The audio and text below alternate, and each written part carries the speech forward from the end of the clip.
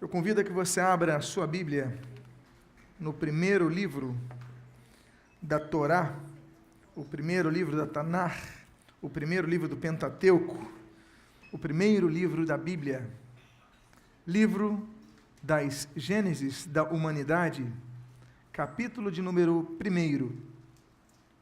Livro de Gênesis, capítulo de número 1, e eu gostaria de ler apenas o versículo de número 5.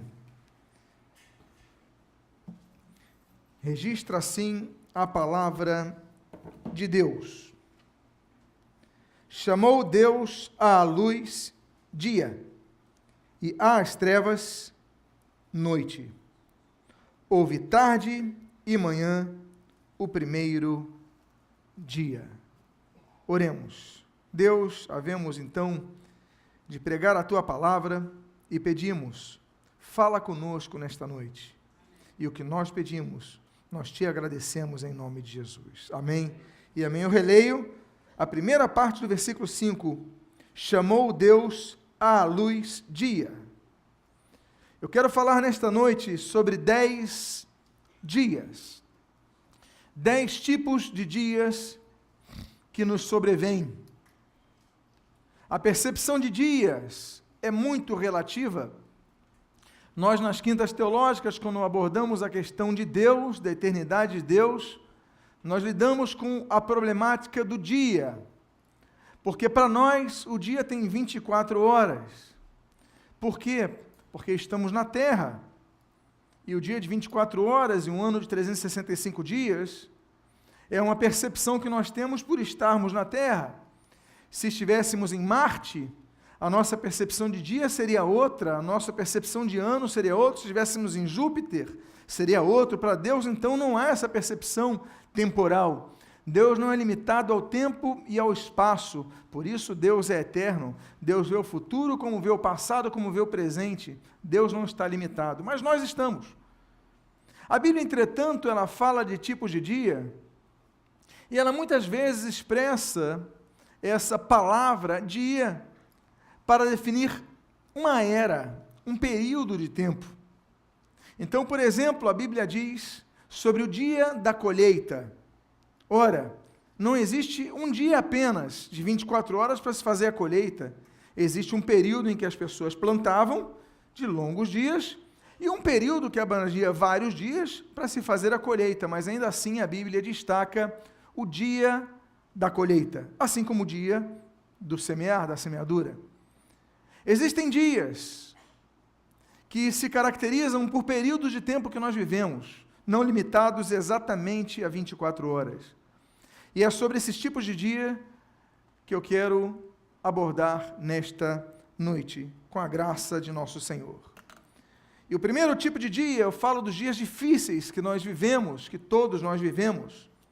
E o primeiro tipo de dia é o que menciona-se no livro de Eclesiastes, capítulo de número 8, versículo de número 8. A Bíblia diz assim na sua primeira parte: não há nenhum homem que tenha domínio sobre o vento para o reter, nem tampouco tem ele poder sobre o dia da morte, nem há tréguas nesta peleja. A morte é um dia que sucede. A Bíblia diz que existem 3 tipos de morte. Existe a morte física. A Bíblia diz no livro de Gênesis: do pó viestes, ao pó voltarás. A Bíblia, por exemplo, também diz no livro de Efésios, capítulo 2, o segundo tipo de morte: ele vos deu vida, estando vós mortos em vossos delitos e pecados. É a morte espiritual. E existe um terceiro tipo de morte, que é chamada a morte final, a morte eterna. Jesus, ele diz em Mateus, capítulo número 25, o seguinte: apartai-vos de mim, vós, para o fogo eterno, o local destinado a Satanás, o diabo e os seus anjos. Existem 3 tipos de morte, e nós não podemos ter domínio sobre isso, como diz a Bíblia.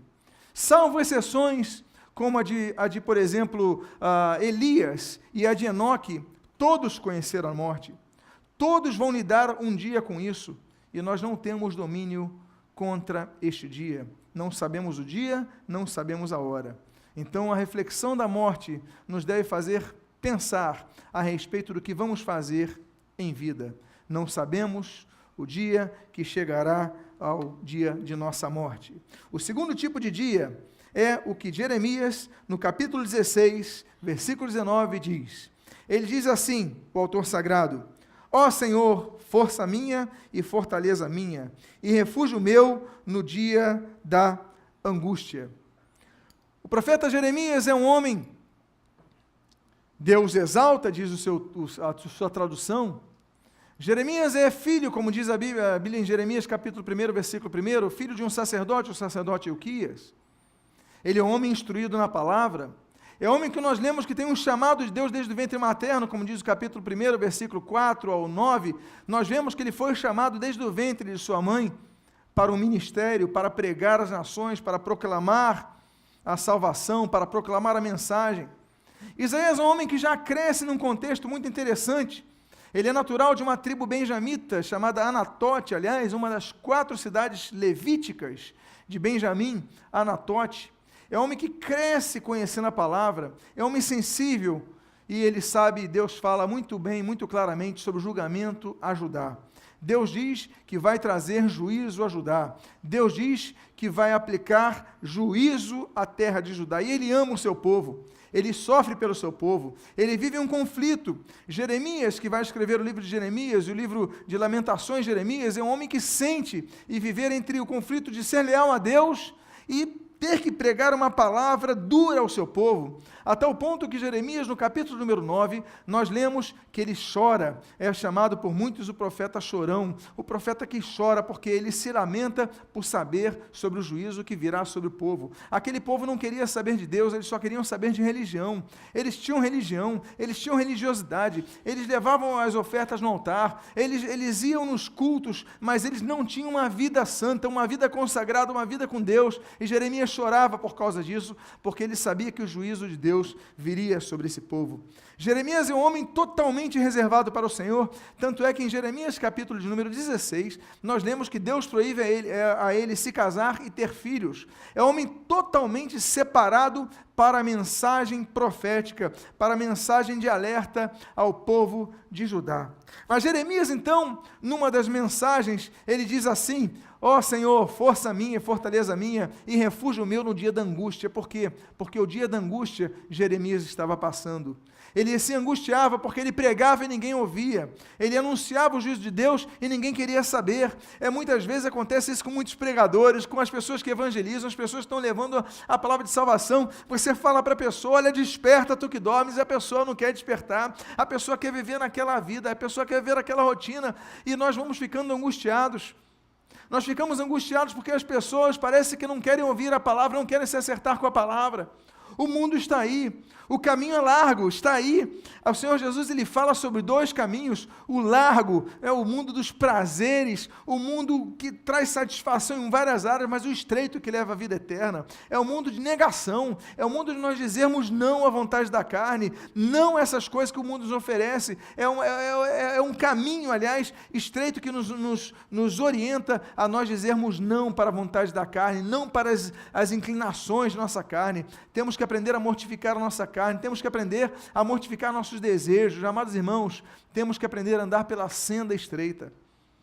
O dia da angústia acontece quando nós, então, sabemos o que é certo e não fazemos, e muitas vezes acontece com cada um de nós, não apenas quando nós pregamos a outras pessoas, como foi o caso de Jeremias, mas ficamos angustiados quando nós sabemos o que é certo e não fazemos o que é certo. Ficamos angustiados quando nós sabemos que isso é errado e nós ainda assim vamos nesse caminho. E o dia de angústia nos acontece, nos acomete. Esse é o segundo tipo de dia. Há um terceiro tipo de dia que está aí no livro do profeta Ezequiel. Jeremias é filho de um sacerdote chamado Ilquias, mas Ezequiel é um sacerdote. Jeremias, ele, por exemplo, ele vai pregar por 42 anos. Ele começa a pregar 60 anos depois de Isaías, ele prega 42 anos, Ezequiel vai pregar 22 anos. É metade do tempo, mas é muito tempo pregando. Ele prega ali no cativeiro. É um homem que é chamado na Bíblia, é descrito na Bíblia, e o texto de Ezequiel, Deus fala por 92 vezes, filho do homem, filho do homem. A primeira vez acontece em Ezequiel, capítulo número 2, versículo 1, quando Deus diz assim: filho do homem, ponte em pé, que falarei contigo. Deus, então, é um Deus que trata Ezequiel de uma maneira diferente. Ezequiel, então, é um homem sensível à voz de Deus, e Deus, então, fala para Ezequiel o seguinte, no capítulo número 22, versículo 24 a 26. Filho do homem, dize-lhe: tu és terra que não está purificada e que não tem chuva no dia da indignação. Conspiração dos seus profetas há no meio dela. Como o leão que ruge, que arrebata a presa, assim eles devoram as almas. Tesouros e coisas preciosas tomam, multiplicam as suas viúvas no meio dela. Os seus sacerdotes transgridem a minha lei e profanam as minhas coisas santas. Entre o santo e o profano não fazem diferença. Deus é um Deus que fica indignado. Na quinta-feira que vem, Quintas Teológicas, eu vou falar sobre arrependimento de Deus. A Bíblia diz, por exemplo, que Deus não é homem para que minta, nem filho do homem para que se arrependa. Mas em outros textos nós lemos que Deus se arrependeu. Nós vemos que Deus se arrependeu num texto bíblico, 2 textos, 3 textos, 4 textos, 5 textos, 6 textos e 7 textos. Por 7 vezes a Bíblia diz que Deus se arrependeu. Mas a Bíblia diz que Ele não se arrepende. Deus se arrepende ou não se arrepende? Vamos estudar sobre isso quinta-feira. A origem do termo, a aplicação da terminologia hebraica. Mas o fato é que tem a ver, tudo isso, o Naham de Deus, tem a ver com a sensibilidade de Deus. O dia da indignação, não tem chuva. Deus está indignado com o seu povo. Diz aqui, olha, os sacerdotes não fazem diferença entre o santo e o profano. Eu estava comentando com um pastor amigo meu de uma igreja, no recreio, que estava lá a programação, estava lá no YouTube, e agora com vocês quem vai pregar um padre, botou um padre para pregar numa igreja. Aí eu fiquei indignado, eu fiquei consternado, eu falei, meu Deus!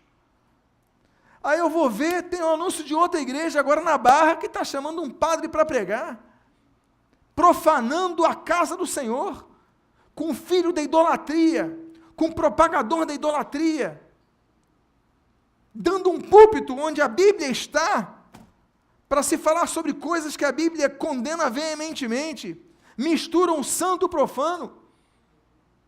Há pessoas que estão brincando na igreja, misturando o santo e o profano, vivem uma vida como se fossem mundanos, não fazem distinção de pecado, relativizam pecado,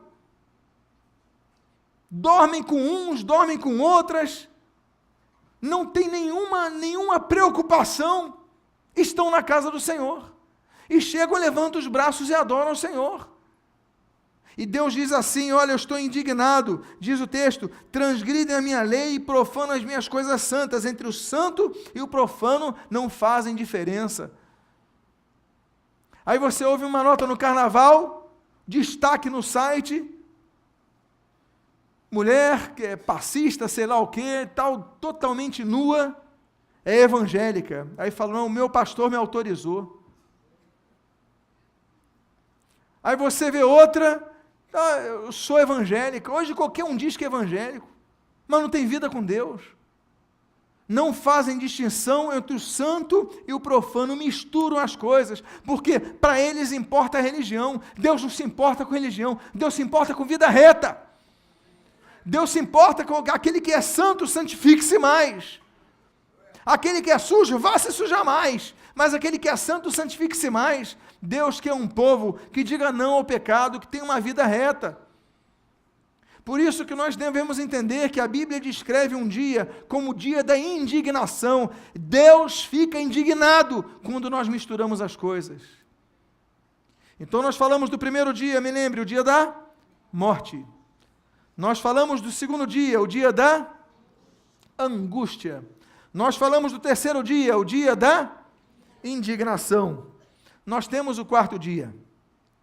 1 Pedro capítulo 2, versículo 12, a palavra de Deus assim registra: Amados, exorto-vos, como peregrinos e forasteiros, que sois, a vos absterdes das paixões carnais, que fazem guerra contra a alma, mantendo exemplar o vosso procedimento no meio dos gentios, para que, naquilo que falam contra vós outros, como de malfeitores, observando-vos em vossas boas obras, glorifiquem a Deus no dia da visitação. Eu coloquei um termo grego, episcopê, é o que está no grego ali, episcopê, epi, sobre, scopos, observação, inspeção, episcopê é inspeção, o dia da inspeção, o dia da observação, mas esse texto se aplica ao dia que Deus então vai nos visitar, vai supervisionar as nossas obras e vai nos chamar à sua presença. Não sabemos o dia da nossa morte, não sabemos o dia que Deus vai nos chamar. Nossa vida é como vapor, que de repente se dilui, uma bactéria que a gente nem enxerga dá cabo das vidas.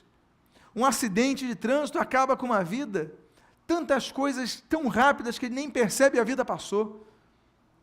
Mas Deus diz assim, olha, vocês são exortados, porque vocês são peregrinos e forasteiros. O que significa peregrinar numa terra? Significa andar por uma terra que não é nossa, nós somos peregrinos.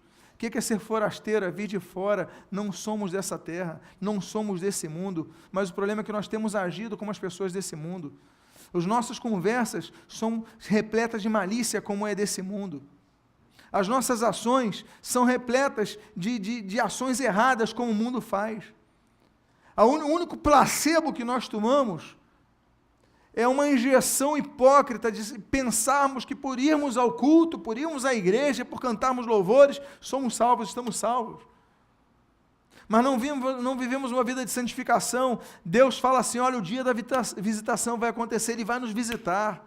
Vai chegar um dia que nós vamos prestar contas a Deus. Então devemos estar alertas, devemos estar cientes que o dia da visitação vai acontecer. E quando Deus nos visitar, como aquela parábola das 10 virgens, Jesus ele fala que existem 10 virgens com as suas lamparinas, mas 5 não cuidaram do óleo, 5 não tinham a chama acesa, mas 5 se preocuparam em manter a chama acesa.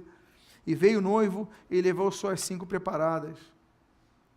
O Senhor Jesus é claro ao dizer que aquele que não estiver preparado não vai subir. O Senhor Jesus, a Bíblia diz sobre o arrebatamento da igreja, Deus vem para buscar um povo santo, um povo separado desse mundo. Olha, meus amados irmãos, não temos nenhum problema em estarmos no meio do mundo. Jesus estava no meio dos pecadores, mas Jesus não pecava como eles. Nós podemos estar no meio dos pecadores, mas ali para sermos luz. O objetivo ali é sermos pessoas diferentes. Você não precisa dizer que é crente para ninguém, não precisa evangelizar com a tua boca para ninguém, você precisa viver o evangelho na sua vida, que a luz vai brilhar. É essa luz que precisa estar acesa na sua vida. Ele fala, olha, vocês são peregrinos, vocês são forasteiros, então se abstenham das paixões carnais que fazem guerra contra a vossa alma. É guerra. Estamos em guerra. Na guerra morre quem está desatento. Muitas vezes nós temos as armas e não usamos as armas. Nós estamos com o melhor dos equipamentos, mas levamos um tiro porque estamos desatentos. Nós temos o melhor fuzil, nós temos o melhor capacete, nós temos o melhor, mas se dormirmos no meio da guerra, levaremos um tiro e morreremos. Não adianta você estar na igreja, não adianta você cultuar a Deus, não adianta você louvar a Deus, se no meio do mundo você abre mão para as paixões mundanas, se você age como um mundano, esteja no mundo para brilhar a luz, para anunciar a luz, para pregar a luz, para levar a luz para as pessoas, mas não para ser uma pessoa como os das trevas, que são, com a mesma malícia, com o mesmo linguajar, com o mesmo olhar, você é como os outros. Igreja não vai transformar a sua vida, quem vai transformar a sua vida é o encontro com Deus, encontro esse que transforma vidas. Eu falei do primeiro dia, você pode me lembrar o primeiro dia? O dia da morte. Você pode me lembrar o segundo dia? O dia da angústia. Qual é o terceiro dia? O dia da indignação. O quarto dia, o dia da visitação. E existe também um outro dia, que a Bíblia diz no livro do Salmo 140, versículo 7, o seguinte: ó Senhor, força da minha salvação, tu me protegeste a cabeça no dia da batalha. Alguns pensam que por se converterem a Cristo não vão ter mais problemas. Alguns se iludem ao ouvirem uma frase montada, uma frase pronta, dizendo assim: venha para Jesus e pare de ter sofrimentos. É uma ilusão. Venha para Jesus e pare de ter problemas.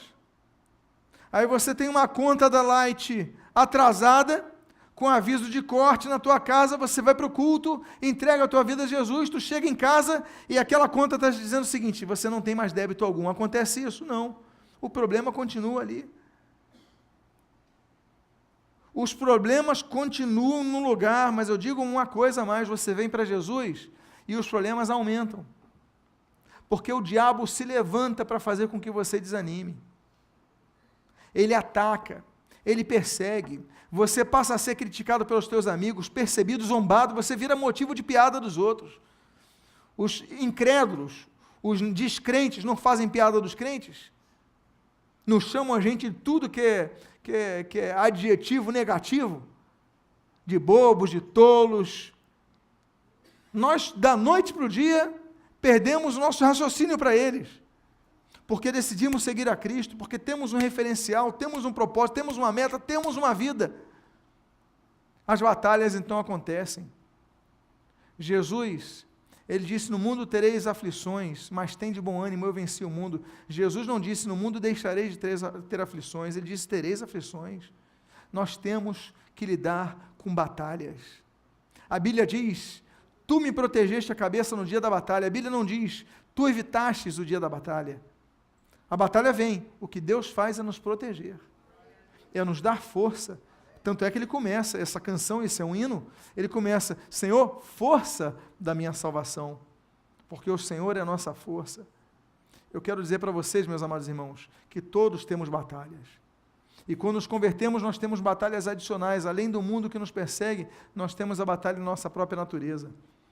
É o que Paulo fala: aquilo que eu gostava de fazer eu não faço mais. Aquilo que ele começa a entender, a guerra do homem interior é o homem exterior, é a nossa vontade de pecar, a nossa inclinação ao pecado, nós lutando contra isso diariamente.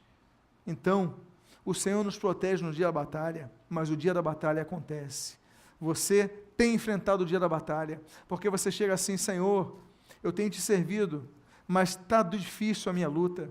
Eu tenho te servido, mas olha, eu encontro resistência, eu encontro dificuldades, eu encontro problemas. Por quê, Senhor? Eu quero dizer que o dia da batalha acontece para todos nós temos o dia da batalha. Mas o que nos diferencia das outras pessoas é que nós temos o Senhor ao nosso lado. São 5 dias difíceis, mas temos uma esperança. O 6º dia nós lemos em Efésios capítulo 4, versículo 30 o seguinte: e não entristeçais o Espírito de Deus, no qual fostes selados para o dia da redenção. Eu lembro que quando era criança, eu tive um desentendimento, uma não compreensão sobre a maior estátua idolátrica do Brasil, que nós chamamos de Cristo Redentor. Ela foi ali colocada no topo do Morro do Corcovado, em 1931, nós tivemos uma bancada evangélica que reagiu, como Erasmo Braga, por exemplo, presbiteriano, e outros reagiram contra, mas não adiantou. Cardeal Leme tinha uma força política muito grande, e outros cardeais ali com uma força muito grande. Getúlio Vargas cedeu porque precisava de apoio político. Getúlio Vargas tinha um filho chamado Lutero, para lutar contra os romanistas, mas nessa hora ele cedeu e pronto. O Leme conseguiu a sua vitória, foi erguida aquela estátua no topo do Corcovado. Mas, pelo menos o nome que deram àquela estátua idolátrica foi um nome muito bom, porque nós chamamos aquela estátua de Cristo o quê? Redentor. A Bíblia fala do dia da redenção, e redenção é um termo que se aplica e se relaciona à escravidão. Como assim? Redenção, escravidão. Qual é a ligação dos dois? É simples. Se você tem uma mínima noção sobre o período do Brasil colônia, sobre o período da escravidão, você sabe muito bem que havia pessoas de bom coração que eram chamados de os remidores. Quem eram os remidores e redentores? Quem eram os redentores? Eram pessoas que compravam um escravo, pagavam o preço de um escravo para os libertar. Isso é ser redentor. O redentor, ele compra o escravo, mas ele não usufrui do escravo. Ele compra visando libertar. Ele paga um preço visando a libertação. E nós tivemos vários redentores no Brasil colônia. Eu quero dizer para você uma coisa. Se de todos os males podia acontecer, pelo menos no título eles foram positivos, porque Cristo é o único redentor. Cristo, ele é redentor por quê? Porque nós éramos escravos do diabo, nós éramos escravos do mundo, nós éramos escravos do pecado. Ele então nos redimiu, ele comprou a cada um de nós para nos trazer libertação. Outrora escravos, agora livres. Somos livres. Somos livres dos vícios. Eu estou para marcar para o mês que vem um pastor, conversei com ele, pastor de uma nova vida, que ele era uma pessoa que era viciado em álcool, viciado em maconha, viciado em cocaína. Esse homem bebia 2 litros de cachaça por dia. O fígado dele já não produzia nada, a morte dele era iminente. Um dia, ele se encontra com Jesus. Jesus liberta. Vou trazer ele aqui um domingo à noite. Amém, querido? Mês que vem. Jesus liberta completamente esse homem. Por quê? Porque Jesus pagou por ele. Jesus, ele quando morre na cruz, ele fala o seguinte: olha, o João, o Antônio, a Maria, eu paguei por eles. Me entrega a eles. Ele não pertence mais a vocês. Somos livres. Jesus é o Cristo Redentor. A Bíblia diz que nós fomos selados para o dia da redenção. Há um dia que a redenção vai se definir como para sempre. Porque muitos são redimidos por Jesus, mas voltam ao pecado. Muitos são libertos por Jesus, passa o tempo, vão se acostumando, vão deixando, vão abrindo margem, vão voltando ao pecado, e daqui a pouco são pessoas hipócritas que estão na igreja vivendo o mundo. São redimidas? A Bíblia fala sobre o dia da redenção, selados para o dia da redenção. Devemos manter a nossa fé, devemos nos arrepender, devemos voltar às primeiras obras. A Bíblia diz: lembra-te de onde caíste, volta para as primeiras obras. Porque muitos caíram, mas está na hora de você voltar para as primeiras obras, para que você seja definitivamente redimido por Jesus. Qual é o primeiro dia que nós vimos? O dia da morte.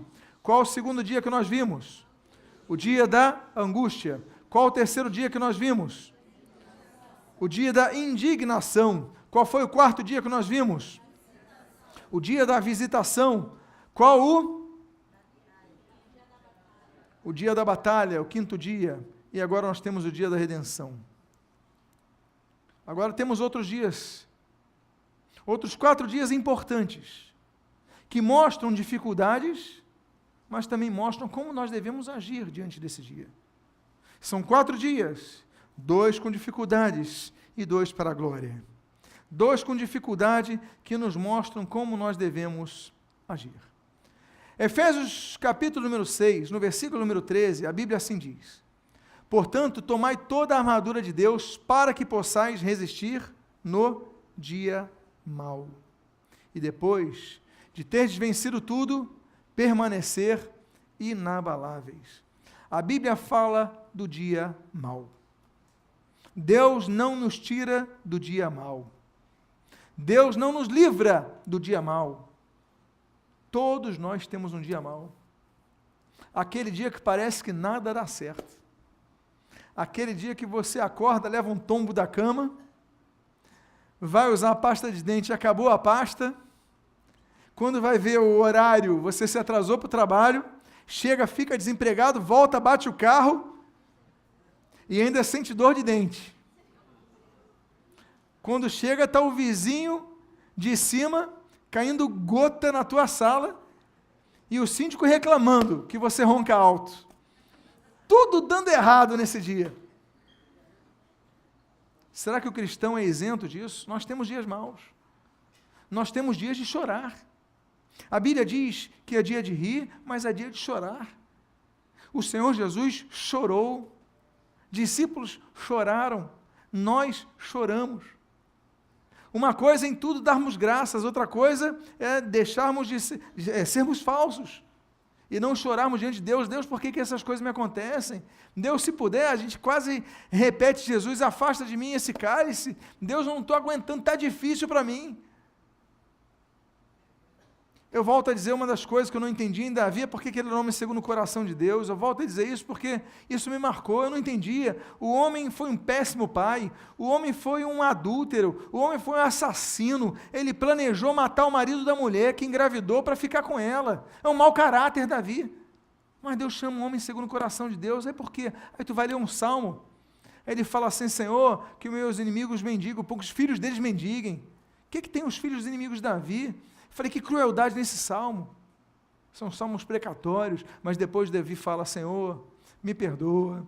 Senhor, olha o meu coração. Senhor, sonda o meu coração. Senhor, me perdoa, muda meu caminho. Porque era um homem que era muito sensível, mas era um homem que abria o coração a Deus e se arrependia e pedia perdão. Era um homem com o coração aberto a Deus. Muitas vezes a gente não é.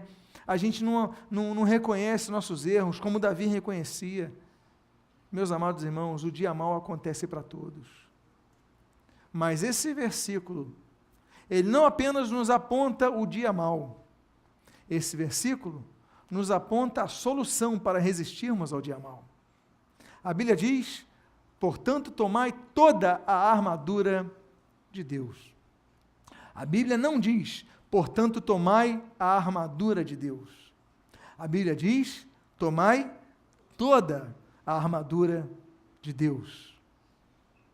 O cinturão da verdade, a couraça da justiça, o capacete da salvação, os calçados da preparação do evangelho da paz, o escudo da fé, a espada do Espírito, que é a palavra de Deus. Essas são as peças da armadura de Deus. Nós devemos ter todas as peças da armadura de Deus. Porque imagina, se nós não tivermos o escudo da fé, tivermos todas as outras peças, nós podemos ser atingidos em algum flanco aberto. Se não tivermos com os calçados, nós podemos ter o melhor equipamento, estamos descalços, pega um prego, pega uma bactéria e pronto, e morremos. Devemos trajar toda a armadura de Deus, para que possamos resistir no dia mau, e diz a Bíblia, e depois de teres vencido tudo, permanecerdes inabaláveis. O objetivo de Deus, nesse texto, é mostrar que nós podemos passar o dia mau e permanecermos firmes diante do Senhor. Como? Vestindo a armadura de Deus. É Deus quem nos veste essa armadura? Não. O termo diz: tomai a armadura de Deus, peguem a armadura de Deus, são vocês que vão pegar. A responsabilidade da vestimenta é nossa. Nós devemos colocar o capacete, nós devemos colocar a couraça, nós devemos colocar o cinto, nós devemos pegar a espada, usar o escudo, calçar as sandálias, nós devemos nos vestir. E há pessoas que não querem se vestir, e aí não conseguem resistir ao dia mau, e caem, e fraquejam, e ficam perambulando numa vida de pecado. O dia mau vai chegar, o dia mau tem chegado, o dia mau acontece. A grande questão não é essa, a grande questão é você estar com a armadura de Deus na sua vida. Esse, o dia mau, é um dos dias que estão para acontecer e que acontecem em nossas vidas. Qual o primeiro dia? O dia da morte. Qual o segundo dia? O dia da angústia. Qual o terceiro dia? O dia da indignação. Qual é o quarto dia? O dia da visitação. O dia da visitação. Qual é o quinto dia? O dia da batalha. Qual é o sexto dia? O dia da redenção. Qual é o sétimo dia? Faltam 3 dias. E o próximo dia também nos ensina a como nós agirmos. A Bíblia diz assim: se te mostras fraco no dia da angústia, a tua força é pequena. Se te mostras fraco no dia da angústia, a tua força é pequena. Eu gosto muito de Jeremias, quando no capítulo 3, versículo 10, Deus diz assim: eu digo fraco, eu sou forte. Eu gosto muito de 2 Coríntios, capítulo número 12, quando a Bíblia diz que quando nós somos fracos, então é que nós somos fortes. Eu gosto muito do cântico de Êxodo, capítulo 15, quando diz que o Senhor é a nossa força, Deus nos fortalece. Eu gosto muito de Isaías, capítulo 40, quando ele fala que ele renova as forças do que está fraco, ele levanta o que está caído. Amados irmãos, no dia da nossa angústia, nós não podemos nos mostrar fracos. O que significa isso? Significa que nós não podemos aceitar. O problema da depressão é um problema que bate à porta de todas as pessoas, mas ela atinge aqueles que aceitam que ela entre na sua casa, na porta do seu coração. Todos temos problemas, mas é um momento que nós abrimos a porta, aceitamos. Não podemos aceitar. Não podemos aceitar porque o medo nos paralisa. Vivemos uma época e passamos de umas décadas onde se descobriu a síndrome do pânico. Isso sempre existiu, mas agora foi nominado, agora foi estudado, agora foi trabalhado, agora houve pesquisas, mas sempre existiu pessoas que têm medo de sair à rua. Pessoas que têm medo descabido de sair à rua. Não é sair na rua no meio de uma guerra, no meio de tiroteio, a gente não sai. Mas pessoas cujos traumas, elas fazem com que a pessoa não usufrua de vida. O dia da angústia acontece. O dia da tristeza suprema acontece. Esse dia te afeta, te enfraquece, e você vai ficando cada vez mais fraco. Nessa hora, você busca, sabe a quem? Ao Senhor. Porque o Senhor é a nossa força e a nossa salvação. Você está lá embaixo, fala: Senhor, me resgata, me levanta, porque eu estou caído, porque eu não tenho mais forças. Então o texto diz: se te mostras fraco no dia da angústia, a tua força é pequena, porque a nossa força não consegue nada. O que nós conseguimos é quando nós seguramos na mão do Senhor, porque Ele nos levanta, Ele nos restabelece. O Senhor levanta o que está lá embaixo. Eu quero dizer a você que está sofrendo, eu quero dizer a você que está se mostrando fraco no dia da angústia, isso mudou. Você vai dizer o seguinte: olha, quando eu sou fraco, então eu sou forte, porque quando eu sou fraco, eu reconheço que preciso de ajuda. O nosso problema é que nós muitas vezes achamos que não precisamos de ajuda, e não pedimos ajuda, e por causa disso morremos. Há muitas pessoas que morrem por enfermidades porque não procuraram a ajuda de um médico. Ficam com uma doença, quando o médico podia dar um comprimido que resolvia tudo. Não vou, e acaba morrendo. Por quê? Porque não reconheceram que precisavam de ajuda. O problema das pessoas é que muitas vezes elas passam a vida inteira não reconhecendo que precisam da ajuda de Deus. E nós estamos aqui para dizer: Deus, precisamos da tua força em nossas vidas. Eu estou fraco, eu estou cansado, eu estou abatido, eu estou desesperançado. Olha, eu já cansei, eu já lutei, eu já busquei, eu já fiz isso, já fiz aquilo, eu não tenho mais força. Me levanta, Senhor. E o Senhor vai lá e te renova, o Senhor vai lá e te levanta no dia da angústia. Então eu quero dizer para você que o dia da angústia não é o dia do teu fim, o dia da angústia pode ser o dia da tua virada. Diga para a pessoa que está do seu lado: o dia da tua angústia pode ser o dia da tua virada.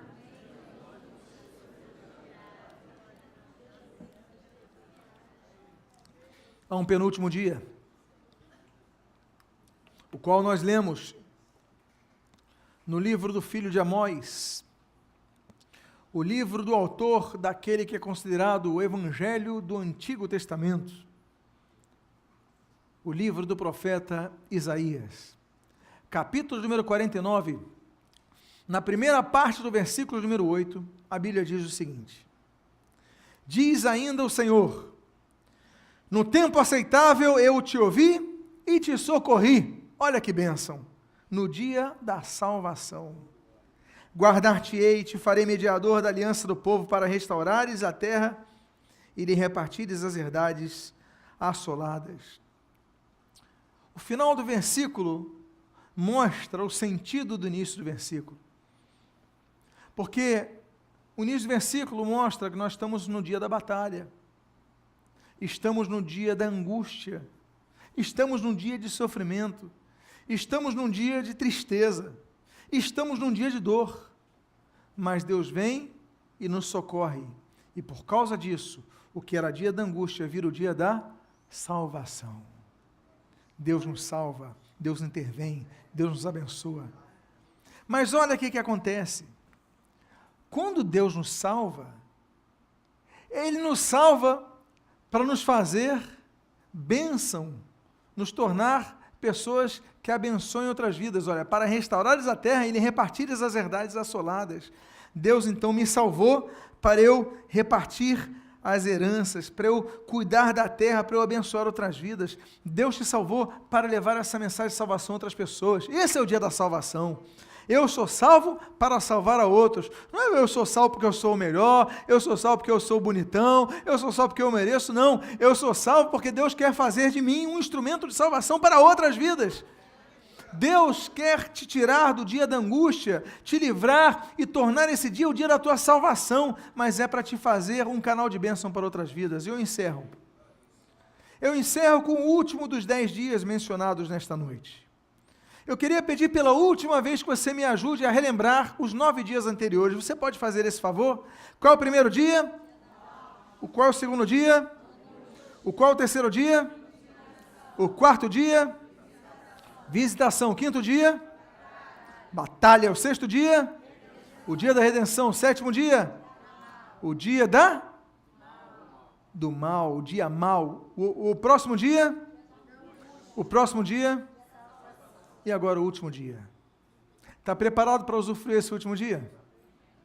O último dos 10 dias. Dias esses que nós experimentamos. Dias esses pelos quais nós passamos, que duram mais do que 24 horas. Mas o último dia é o que está em Números, capítulo número 10, versículo número 10. Da mesma sorte, no dia da vossa alegria. Diga para a pessoa que está do seu lado, você vai viver o dia da alegria. Quantos querem viver o dia da alegria? Quantos querem ser renovados no Senhor? Eu convido a você a ficar de pé nesse momento. Porque depois do dia da salvação, eu quero dizer que vem o dia da alegria. Olha, sofrer, não nascemos para sofrer. Nós vivemos dias de batalha. Deus não nos tira dos dias da batalha, mas depois da batalha vem a vitória, depois da vitória vem a alegria. Não tem nada melhor do que experimentar uma vitória, não é verdade? Não tem nada melhor do que ter a alegria da salvação. Eu quero convidar você a fechar seus olhos. Eu quero fazer 2 convites muito especiais. Vou pedir mais uma vez, todos fiquem de pé, mas olha, todos fechem seus olhos agora, porque o primeiro convite é o mais importante que eu tenho a fazer aqui. A você que ainda não entregou a sua vida ao Senhor Jesus, a você que precisa experimentar o dia da redenção, você que está distanciado dos caminhos do Senhor, você que está frio, longe dos caminhos do Senhor, você que precisa, olha, Deus, eu quero voltar aos teus caminhos, eu quero ter um compromisso contigo, eu quero ser selado para o dia da redenção, eu quero ser por ti salvo. Então, se você é uma das pessoas, levante sua mão agora, em nome de Jesus, nós queremos orar por você. Alguém quer entregar a sua vida ao Senhor Jesus nesta noite? Há alguém aqui que quer voltar para os caminhos do Senhor Jesus essa noite? Eu quero fazer um segundo convite. Eu falei que tinha 2 convites, a igreja continua orando, de olhos fechados, mas eu quero fazer um segundo convite. Esse segundo convite, ele se aplica a você que precisa passar do dia mal, a você que precisa passar vivo do dia da batalha, a você que está vivendo o dia da angústia. Esse dia da angústia está durando, você tem sofrido, você tem penado, você tem tido tristeza, mas eu quero dizer, chegou o dia da tua alegria, o dia que a Bíblia diz, o dia da tua alegria. Deus, eu quero viver o dia da alegria. E se você é uma dessas pessoas, coloque a mão no seu coração agora e peça ao Senhor, Deus, enche a minha vida da tua alegria, renova a minha vida da tua alegria. alegria, Pai amado, a várias pessoas aqui com as suas mãos em seus corações, que nesta noite Tu restaures a alegria do Teu povo, a alegria da salvação que nós lemos, ó Deus amado, em nome de Jesus, que essa noite seja uma noite de renovação, que essa noite seja uma noite de restauração, renova a aliança com o Teu povo, restaura, Senhor, as Tuas promessas ao Teu povo, e renova, Senhor, a alegria da salvação que muitos perderam, mas que nesta noite eles possam reencontrar essa alegria, ser por Ti renovados, ser por Ti, Senhor, restaurados, que seja uma noite de restauração. São as Tuas bênçãos que nós rogamos e Te agradecemos em nome de Jesus. Amém e amém. Antes de você sentar, aplauda ao Senhor Jesus e diga para a pessoa que está do seu lado que você adentre nesta noite, no dia da tua alegria. Que Deus abençoe em nome de Jesus. Vou chamar a Cláudia, que vai nos dirigir no momento.